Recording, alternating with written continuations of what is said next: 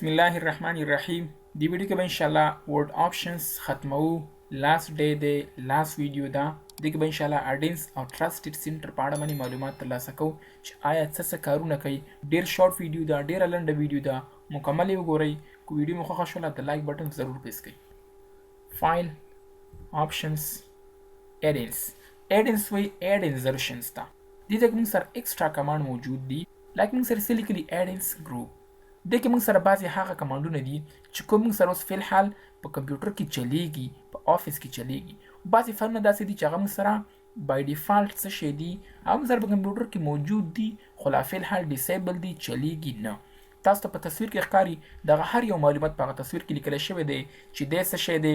دغه فایل دا څه شی ده د څه شی دی کمپیټیبلټي لوکیشن ډسکرپشن تر دې څه شي نه دي فار ایگزامپل ما فاینانشل باندې کلیک کو دغه په اړه باندې معلومات راکړي هم دا شان که فار ایگزامپل په دې باندې کلیک کوم د په اړه باندې معلومات راکړي یا که فار ایگزامپل دا ورته والم کوم یو چیز اخلم نو ما هغه په اړه باندې ځکه معلومات راځي بل موږ سره مانیج دی د دې په تر څه کولای شم چې د مایکروسافت ورډ یو برخه ته یو پارت ته ځان ورسوم اکشن باندې بس کلیک کوم زه به ګور ته والم چې سره ما ګوم باندې کلیک کنه زی اتوماتیکلی اکشنز ته راوستلم هم دا شان که زه راشم فار ایگزامپل اډینس ته او زور ته ویم چې ما کوم ځای ته بوزه ټمپلیټس ته ما بوزه دا مې ګور باندې کلیک کو نو زه اتوماتیکل ټمپلیټ ته دې ځای ته راوستلم هم دغه شان که زه راشم فار ایگزامپل اډینس باندې کلیک کوم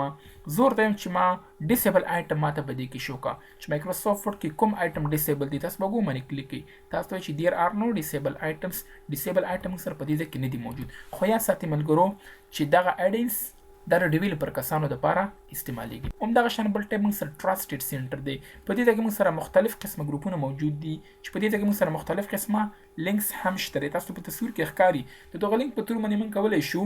مختلفو ځایونو ته ځان ورسو مختلفو ویب سایټونو ته یوزفل ویب سایټونو ته ځان ورسو هم دغه شان چې کله په ټرست سنټر باندې کلیک کوم دې کې ما سره مختلف قسمه نور آپشنز راشي او نور ټیبونه ما سره په دې کې اوپن شي خو دې کې به موږ دغه مایکرو سیټینګز وایو هم دغه شان دې کې موږ سره ټرست پبلشر دی ټرست لوکیشن دی ټرست ډاکومنټ دی اډینس موږ سره پکې موجود دی اکټیو ایکس کنټرول موږ سره دی سیټینګز دی پروټیکټ یو میسج بار فایل بلاک پرایویسی آپشنز دا به تاسو په تصویر کې ګورئ دغه معلومات په تصویر کې موجود دي هیله کوم چې تاسو به دغه تصویر باندې پوه شوي یاستئ هم دغه شان کله چې موږ په مایکروسافت ورډ کې مایکرو جوړه کړو کوډینګ وکړو وی بي کې څه کوډینګ وکړو یو مایکرو مو کریټ کړله بیا چې کله موږ هغه فایل په مایکرو فارمټ کې سیف کړو کله چې هغه اوپن کوو نو موږ ته دغه شان آپشنز راځي ډیسیبل آل مایکروس ویتاوټ نوټیفیکیشن یعنی ماته دغه مایکرو کار نه کوي او ماته یې میسج بار هم راته نه راکوي لکه بعضې وخت موږ دلته میسج بار راشي چې انیبل یې کړه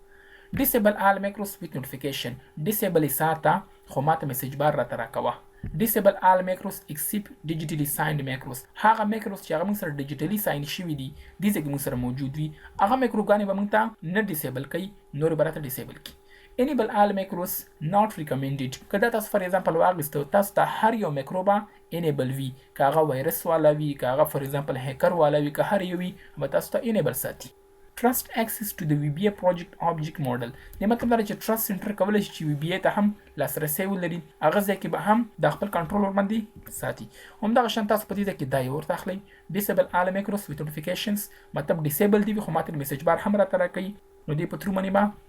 ستاسو ډاکومنټ او ستاسو کمپیوټر سکیور وي هیله کوم چې په دې ویډیو باندې پوه شوي یاست دا موږ سره د ورډ آپشن لاست لیکچر لاست درس نیکست به انشاءالله مایکروسافت ایکسل سټارټ کوو خو د ایکسل سره سره به موږ انشاءالله د ورډ چې کوم پریکټیکل کارونه دي سی وي جوړول دي سرټیفیکیټ جوړول دي آی ډي کارت جوړول دي همدغه شان نورې زیات خبرې به انشاءالله موږ په دې جریان کې کوو